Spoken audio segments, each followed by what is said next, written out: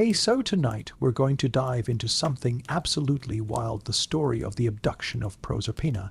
And I'm not talking about just any old mythology lesson. Here, we're going to explore one of the most captivating and influential tales from ancient times that still sends chills down people's spines today. And if you're enjoying these deep dives into history and mythology, I'd really appreciate a like or subscribe. Super curious where you're all tuning in from, so drop a comment with your location and what time it is. There always amazes me how people are discovering these ancient stories all over the world. All right, get comfortable, because this is going to be a journey through time, love, betrayal, and the very origins of why we have seasons.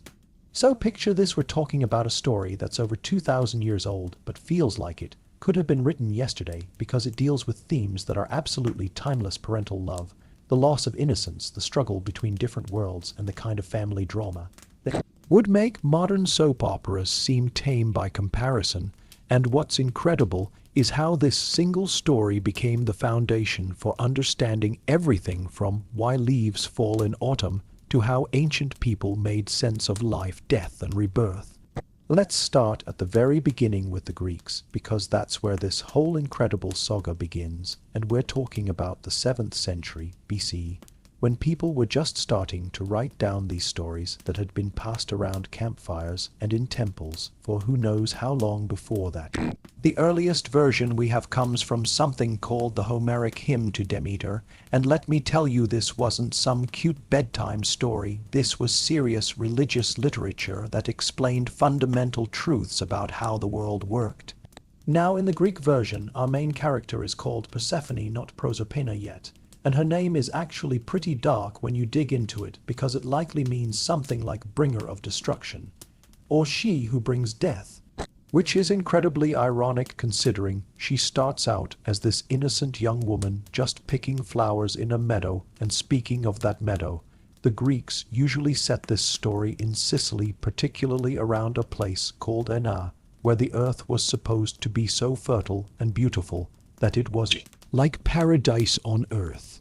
So here's how it goes down. Persephone is out with her friends having what seems like a perfectly normal day, gathering flowers and enjoying the sunshine, when she spots this absolutely stunning narcissus flower that's more beautiful than anything she's ever seen. And here's where it gets interesting, because that flower wasn't there by accident. Zeus himself had planted it there as part of a conspiracy.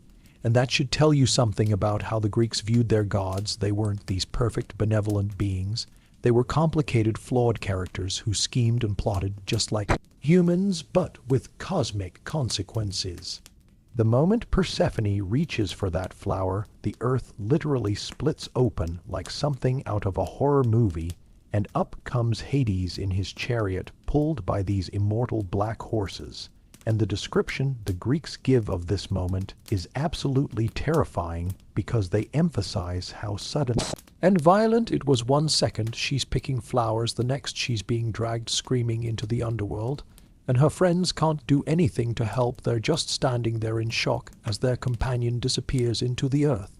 Now, what makes this even more chilling is that only 2 deities actually witness what happens. Hecate, the goddess of magic and crossroads, who hears Persephone's screams but doesn't see what's happening, and Helios, the sun god, who sees everything but initially doesn't tell anyone. And this detail is crucial because it shows how isolated and helpless Persephone is in this moment. Even among the gods, most people either don't notice or don't care enough to intervene.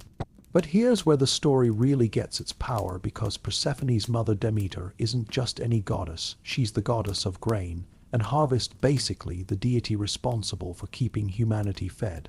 And when she realizes her daughter is missing, she doesn't just get upset. She becomes absolutely devastating in her grief and rage. And the Greeks understood that when you mess with a mother's love, especially a mother with divine power, you're going to face consequences that affect the entire world. Demeter's search for her daughter becomes this epic journey that takes her across the known world, and as she searches, she withdraws her gifts from the earth, meaning crops fail, harvests don't come, and humanity starts starving. And this wasn't just a temporary inconvenience, we're talking about worldwide famine that threatens to wipe out the entire human race, and the Greeks, who lived in agricultural societies completely dependent on good harvests, understood exactly how terrifying this scenario would be. When the Romans got their hands on this story, they did what Romans always did: they adapted it to fit their own cultural values and concerns, and while they kept the basic plot, they changed enough details to make it distinctly Roman, and this is where our girl becomes Proserpina instead of Persephone. And honestly, the Roman version in some ways is even more sophisticated in its psychological depth. The Romans had this poet named Ovid, who included the story in his Metamorphoses around 8 CE. And Ovid was brilliant at taking these ancient myths and making them feel immediate and emotionally complex. He was less interested in the religious aspects and more focused on the human drama, the emotional journey of the characters, and the way people adapt to impossible circumstances. And his version of Proserpina's story reflects this approach. What's fascinating about the Roman adaptation is how it reflects their society's values. The Romans were all about law and order, even when it came to the gods, so in their version, Pluto's abduction of Proserpina, while still wrong, isn't portrayed as pure chaos. Instead, it's presented as fulfilling some kind of cosmic necessity, and the eventual resolution where Proserpina spends part of each year in the Underworld and part on Earth reads more like a legal contract than a desperate compromise. The Romans also incorporated this story into their religious calendar in ways that were much more organized and civic-minded than the Greek approach. They had festivals like the Cerealia in April that celebrated Ceres and Proserpina's reunion, and these weren't just religious observances, they were major social events that brought communities together and reinforced Roman values about family duty and social order. But what I find most interesting about the Roman version is how they developed the character of Proserpina herself. In the Greek version, Persephone is mostly a victim of circumstances, but Roman writers began to explore what it would actually be like to be queen of the underworld. How would you adapt to that role? What kind of person would you become? And this psychological complexity would influence how later cultures understood the story. Now, you might think that when Christianity became dominant, these pagan stories would just disappear, but that's not what happened at all. Medieval scholars were incredibly creative about finding Christian meaning in classical myths, and the Proserpina story was perfect for this kind of interpretation, because it already dealt with themes of death, rebirth, and the journey between different worlds. Medieval writers transformed Proserpina into a symbol of the human soul, and her abduction became an allegory for how sin separates us from divine grace. Her time in the underworld represented the soul's journey through death and suffering, and her eventual return to her mother symbolized resurrection and redemption. And what's amazing is how well this interpretation worked. The story's emotional core remained intact while taking on completely new theological significance. But medieval interpretations weren't just about Christian allegory, they also reflected the social realities of medieval life, particularly when it came to marriage and family relationships. Medieval society was very concerned with issues of consent and proper authority in marriage arrangements, and the Proserpina story provided a way to explore these concerns through mythological narrative. Some medieval versions emphasized the illegitimate nature of Pluto's claim on Proserpina, portraying him as a usurper who violated both divine and natural law, while others focused on Ceres as the grieving mother fighting against an unjust system to protect her daughter. And these interpretations resonated with medieval audiences who lived in a world where political marriages and family alliances often separated loved ones, and where mothers had limited power to protect their children. The Renaissance brought an explosion of artistic interest in classical mythology, and the Proserpina story became one of the most popular subjects for painters, sculptors, and writers who were rediscovering the beauty and complexity of ancient narratives. And let me tell you, some of the artwork created during this period are absolutely breathtaking in their emotional power and technical skill. Giant Lorenzo Bernini is sculpture The Rape of Proserpina, created between 1621 and 1622, is probably the most famous artistic interpretation of the story, and when you see it in person, it's almost impossible to believe it's carved from marble because Bernini captured the exact moment of the abduction with such incredible detail that you can see Proserpina's fingers pressing into Pluto's flesh as she tries to escape and tears streaming down her face, while Pluto's expression shows both determination and almost apologetic regret.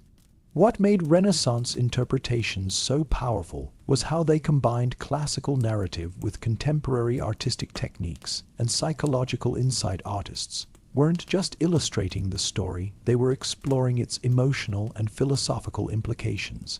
And they were doing this for audiences who were grappling with their own questions about power, authority, love, and the relationship between the earthly and divine realms. Renaissance writers also brought new sophistication to literary adaptations of the myth, exploring themes like the loss of innocence, the corruption of power, and the complex dynamics of family relationships in ways that spoke directly to contemporary concerns about politics, religion, and social change. And these adaptations often emphasized the story's relevance to current events and social issues. What makes the Proserpina story so enduringly fascinating is how it works on multiple psychological levels, and when you really dig into the character motivations, you realize this isn't just a simple tale of good versus evil, it's a complex exploration of human nature, divine power, and the sometimes conflicting demands of love, duty, and personal autonomy. Let's start with Proserpina herself, who in many versions begins as the archetypal innocent young woman, but her experience in the underworld transforms her into someone much more complex. She becomes queen of the dead, gaining power and authority she never had before, but at the cost of her former life and identity. And different versions of the story explore whether this transformation is ultimately positive or negative. Some interpretations emphasize the tragic aspects of her situation. She's been torn away from everything she knew and loved and forced into a role she never chose, but others suggest that her experience gives her a kind of wisdom and power that she couldn't have gained any other way. She becomes a bridge between the world of the living and the dead, capable of understanding both realms in ways that few other beings can. Pluto's motivations are equally complex. He's often portrayed as a lonely figure ruling over a realm that everyone fears and avoids, and his abduction of Proserpina can be read as a desperate attempt to find companionship and love, even if he goes about it in completely the wrong way, and some versions explore the possibility that he genuinely comes to love her and regrets the violence of their beginning. Then there's Ceres, whose maternal love becomes both the driving force of the story and potentially its most destructive element. Her willingness to let humanity starve rather than accept her daughter's loss shows the tremendous power of parental love, but also its potential for causing collateral damage to innocent people, and this creates a moral complexity that makes the story much more interesting than simple narratives of good versus evil. One of the most brilliant aspects of the Proserpina story is how it provides a mythological explanation for seasonal change that's both emotionally satisfying and symbolically rich. The idea that winter comes because a mother is grieving for her absent daughter and spring returns when they're reunited gives the natural cycle a deeply human emotional dimension. But the seasonal symbolism goes much deeper than just explaining why leaves fall and flowers bloom. It's really about the fundamental cycles of life, death, and rebirth that govern all existence, and ancient people understood this connection in ways that we sometimes miss today. They saw the story of Proserpina as explaining not just seasonal change, but the entire pattern of how life works. When Proserpina is in the underworld during winter months, the earth becomes dormant and apparently lifeless. But this isn't really death, it's a period of rest and preparation that makes new growth possible when spring comes, and this cycle of apparent death followed by renewed life became a powerful metaphor for everything from agricultural practices to human spiritual development.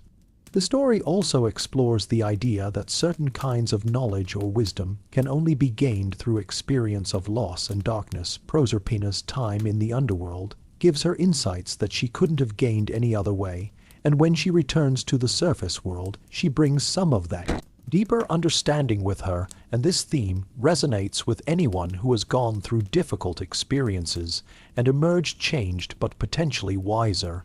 What's absolutely amazing about the Proserpina story is how it continues to speak to modern audiences dealing with contemporary issues and concerns, and writers, artists and scholars keep finding new ways to interpret and adapt the ancient narrative for current times, and the themes it explores remain as relevant today as they were 2,000 years ago. Modern feminist interpretations often focus on questions of agency and consent, exploring how Proserpina's story reflects broader patterns of how women's autonomy has been limited by patriarchal power structures.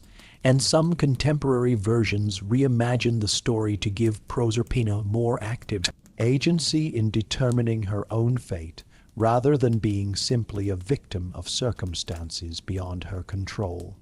Psychological interpretations draw on modern understanding of trauma recovery and personal transformation to explore how Proserpina's experience might actually represent a journey towards psychological wholeness. The abduction becomes a metaphor for traumatic experience, and her eventual adaptation to queenship represents the possibility of not just surviving trauma, but being transformed by it in potentially positive ways. Environmental interpretations focus on the story's connection to natural cycles and seasonal change, using it to explore contemporary concerns about climate change and humanity's relationship with the natural world, and some modern versions emphasize the ecological message that disrupting natural balances has consequences that affect everyone, not just the immediate participants. Contemporary artists continue to find visual and literary inspiration in the story, creating works that use the ancient narrative to explore modern themes about power relationships, family dynamics, and personal transformation. And what's particularly interesting is how different cultural contexts bring out different aspects of the story's meaning. The influence of the Proserpina story extends far beyond its original mythological context. It has shaped literature, art, religion, and popular culture in ways that most people don't even realize, and understanding this influence gives us insight into how foundational narratives continue to shape human consciousness across cultures and centuries. In literature, the story has influenced countless works, from Dante's Divine Comedy, which draws on underworld journey themes, to modern novels that explore mother-daughter relationships and coming-of-age experiences, and the basic narrative pattern of separation, journey through darkness, and eventual return has become one of the fundamental story structures in Western literature. Religious and spiritual traditions have found meaning in the story's themes of death and rebirth, with some modern pagan and Wiccan practices incorporating Proserpina, Persephone, as a central figure in seasonal celebrations and goddess worship, and even some Christian traditions have drawn parallels between the story's resurrection themes and central Christian narratives. Popular culture continues to reference and adapt the story in everything from movies and television shows to video games and graphic novels, and while these modern adaptations often take significant liberties with the original narrative, they usually preserve the story's emotional core and its exploration of fundamental human experiences. The story has also influenced how we think about and discuss certain types of experiences, particularly those involving loss, trauma, and transformation, and terms and concepts derived from the myth have entered common usage in psychology, therapy, and personal development contexts. While the Proserpina story is mythological rather than historical, archaeological discoveries have provided fascinating insights into how ancient people actually practiced the religious rituals and seasonal celebrations connected to the myth, and this evidence helps us understand how the story functioned in real ancient communities rather than just in literary contexts. Excavations at sites like Eleusis in Greece have revealed elaborate temple complexes dedicated to Demeter and Persephone, where mystery religions practiced secret rituals connected to the myth. And while we don't know exactly what happened in these ceremonies, ancient sources suggest they involved dramatic reenactments of the abduction and return story that gave participants a direct emotional experience of the myth's themes. Archaeological evidence also shows how widespread the worship of these deities was across the ancient Mediterranean world, with temples, inscriptions, and artistic representations found from Spain to Turkey. And this geographic spread demonstrates how the story's themes resonated with diverse cultures, facing similar challenges related to agriculture, seasonal change, and the mysteries of life and death. Artifacts like the famous Locri tablets from southern Italy show how the story was adapted to local conditions and concerns with regional variations that reflect different cultural emphases while maintaining the core narrative structure. And these local adaptations help us understand how mythological stories served as flexible frameworks for exploring universal human experiences. After exploring all these different aspects of the Proserpina story, you might wonder why this particular narrative has had such staying power when so many other ancient myths have been forgotten. And I think the answer lies in how it combines universal human experiences with emotionally satisfying storytelling in ways that remain meaningful regardless of cultural context. The story addresses fundamental questions that every human being faces: what happens when we lose someone we love? How do we cope with unwanted change? How do we find meaning in suffering? And how do we balance different loyalties and obligations? And these aren't just ancient concerns, they're issues that people deal with in every generation and every culture. The narrative structure itself is incredibly satisfying, with clear dramatic conflict, emotional stakes that feel real and meaningful, and a resolution that acknowledges both loss and hope. And this combination of psychological complexity with strong storytelling fundamentals helps explain why the story continues to inspire new adaptations and interpretations. But perhaps most importantly, the story offers a way of understanding difficult experiences that emphasizes possibility rather than despair. While it doesn't minimize the reality of loss and suffering, it suggests that these experiences can lead to transformation, wisdom, and even a different kind of fulfillment. And in a world where people continue to face challenges that seem overwhelming, this message of potential growth through adversity remains deeply appealing. As we reach the end of our journey through the history and meaning of the Proserpina story, I hope you can see why this ancient narrative continues to captivate audiences more than 2 millennia after it was first told.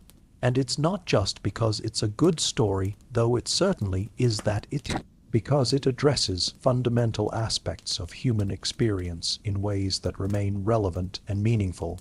The story teaches us about the power of love, both its beauty and its potential for causing unintended consequences.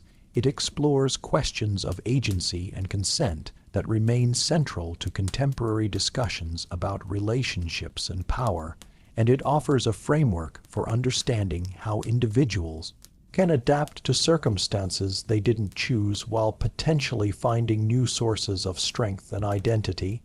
Perhaps most importantly, the story reminds us that change, even unwanted change, doesn't have to mean only loss. While Proserpina loses her carefree youth and her constant presence with her mother, she gains queenship wisdom and a unique perspective that bridges different worlds. And this message that transformation can involve both loss and gain continues to resonate with anyone facing major life changes. The Proserpina story also demonstrates the incredible durability of well-crafted narratives that speak to universal human experiences, showing how a story can travel across cultures and centuries while maintaining its emotional power and relevance. And in our current world, where we're often told that everything is constantly changing and nothing lasts, it's actually quite comforting to encounter a story that has provided meaning and insight to countless generations of human beings. So the next time you notice the changing seasons or face your own unwanted transformation, remember the story of Proserpina and how her journey from innocent flower picker to queen of the underworld reminds us that even the most difficult experiences can lead to new forms of wisdom, strength, understanding, and maybe that ancient insight can provide some comfort and perspective as you navigate your own life's inevitable changes and challenges. Thanks for joining me on this deep dive into one of mythology's most enduring and meaningful stories. And remember, if you enjoyed this exploration, I'd love to hear your thoughts in the comments. And don't forget to like and subscribe for more journeys into the fascinating world of ancient stories that continue to shape our understanding of what it means to be human.